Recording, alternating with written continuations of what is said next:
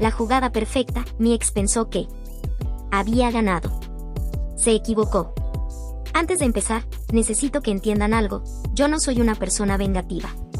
O, al menos, no lo era. Soy la clase de persona que devuelve el vuelto de más en la caja. Ya un supermercado, que aguanta una relación mucho más de lo que debería porque cree en el esfuerzo, que llora escuchando canciones en el auto en vez de mandar mensajes de texto furiosos a las 2 de la madrugada. Soy, para decirlo sin rodeos, una persona demasiado buena para su propio bien. Esto es lo que pasó cuando eso cambió. Parte 1. El mundo perfecto que no existía. Me llamo Valentina. Tenía 29 años cuando todo esto ocurrió, trabajaba como diseñadora gráfica freelance desde mi departamento, y llevaba 3 años y 4 meses en una relación con un hombre al que voy a llamar Rodrigo.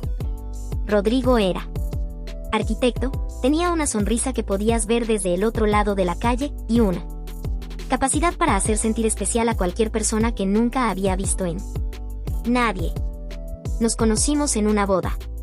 Él era amigo del novio, yo, amiga de la novia. Bailamos salsa aunque ninguno de los dos sabía bailar salsa, y a las 4 de la madrugada estábamos sentados en el cordón de la vereda comiendo pizza y hablando de qué habría pasado si el universo hubiera tenido un sistema operativo diferente. Ese tipo de conversación. El tipo que hace que una persona piense, este es diferente. Y durante mucho tiempo, lo fue. Rodrigo era generoso, atento, gracioso. En el primer año de la relación me sorprendió con un fin de semana en las sierras porque yo había mencionado, una sola vez, 3 semanas antes, que nunca había visto amanecer desde una montaña. Ese nivel de atención al detalle. Vivíamos en distintos departamentos, pero pasábamos la mayoría de las noches juntos. Conocí a su familia. Él conoció a la mía. Su madre me llamaba la arquitecta del alma de mi hijo, que era una cosa muy exagerada y muy hermosa al mismo tiempo. Estábamos hablando de convivir. Habíamos ido a ver departamentos. Teníamos un archivo compartido en Google Drive con fotos de muebles, paletas de colores, listas de barrios. Teníamos un archivo de Google Drive de nuestra vida futura juntos. Eso debería haberme puesto nerviosa, y sin embargo me hacía feliz.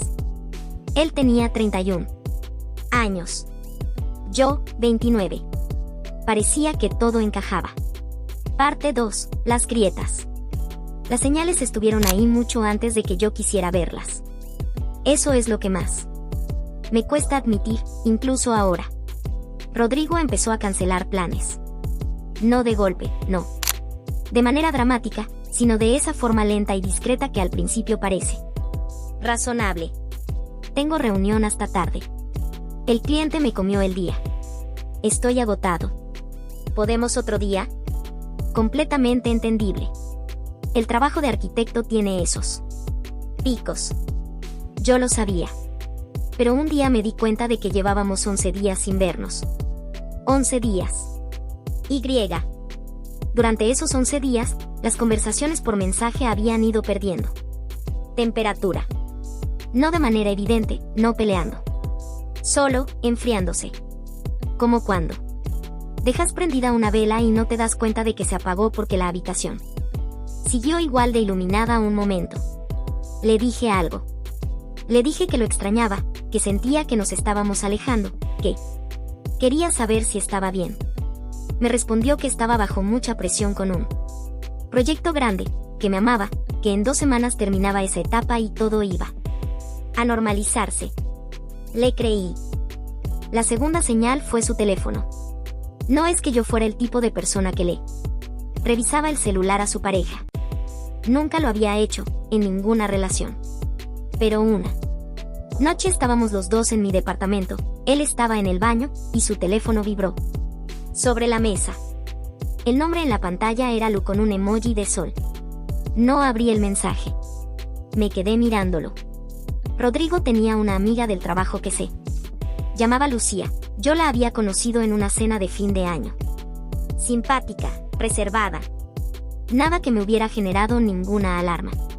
Le pregunté esa noche, casual, si Lucía seguía en el proyecto grande.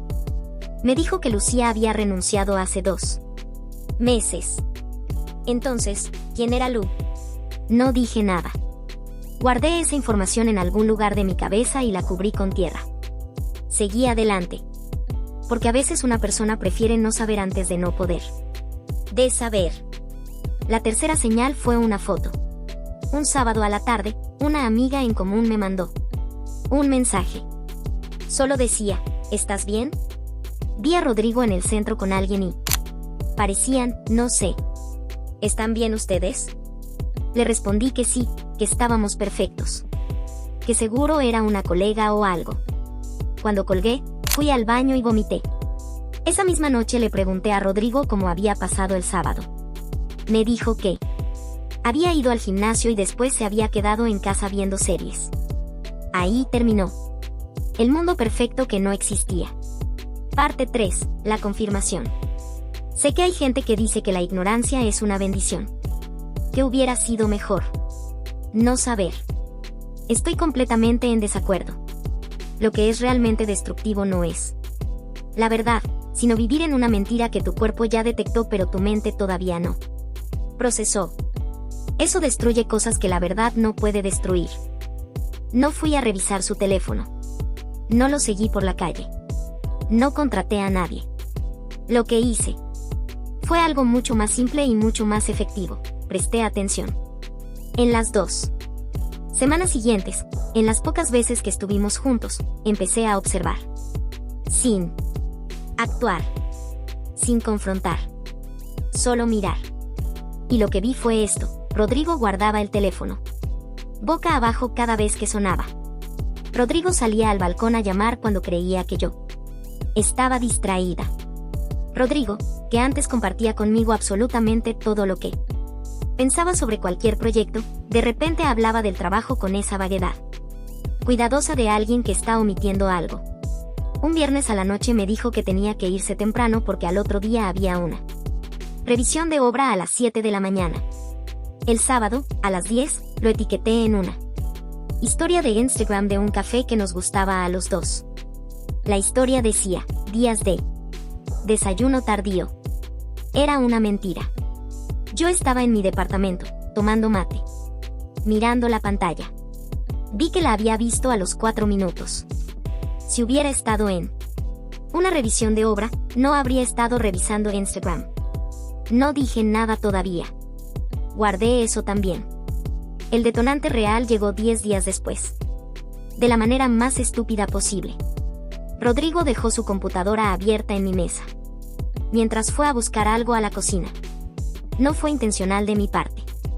Yo pasé, miré, y vi en la pantalla un intercambio de mensajes con una persona llamada Valentina. Que es también mi nombre. Tardé un segundo en entender que esa Valentina no era yo. Los mensajes que alcancé a leer en esos 4 segundos antes de apartar la vista eran exactamente lo que no quería que fueran. Parte 4. La decisión más importante. Hay un momento específico, después de una traición así, en el que una persona tiene que elegir quién va a ser. Ese momento llegó para mí esa noche, cuando Rodrigo se fue a su casa y yo me quedé sola en el departamento con el conocimiento de lo que había visto. Podría haberlo llamado. Podría haberlo enfrentado esa misma noche, gritar, llorar, tirar cosas. Hubiera sido completamente humano y completamente comprensible. Pero también hubiera sido la opción que le daba a él el control de la situación. Porque si yo explotaba, él podría minimizar, negar, acusarme de haber invadido su privacidad al ver su pantalla. Podría hacer lo que hacen muchos cuando los atrapan, volverse la víctima. No iba a darle eso. Lo que hice esa noche fue lo siguiente: llamé a mi mejor amiga, Camila, le conté todo. Y le dije que necesitaba su ayuda para pensar con claridad. Camila es abogada. No de familia ni de divorcios, sino de contratos comerciales, pero tiene ese tipo de mente que ve estructuras donde otros ven caos. Nos sentamos hasta las 3 de la madrugada, con una botella de vino y un cuaderno. Y diseñamos el plan. Antes de contarles el plan, necesito que entiendan el contexto completo de lo que estaba en juego, porque esto no era solo una relación sentimental. Rodrigo y yo teníamos asuntos entrelazados de varias maneras. Primero, yo le había prestado dinero. No era una cantidad enorme, pero tampoco era pequeña. 18,000 pesos, que en su momento equivalían a bastante. No había un papel firmado, solo una conversación. Él nunca lo había devuelto, y yo nunca lo había reclamado porque estábamos juntos. Segundo, yo le había diseñado gratuitamente el sitio web y el portfolio visual de su estudio de arquitectura. Habían sido 3 meses de trabajo real, serio, que él nunca me había pagado. Ese portfolio había conseguido varios de sus clientes más importantes. Tercero, teníamos boletos comprados para un viaje a Colombia en 2 meses.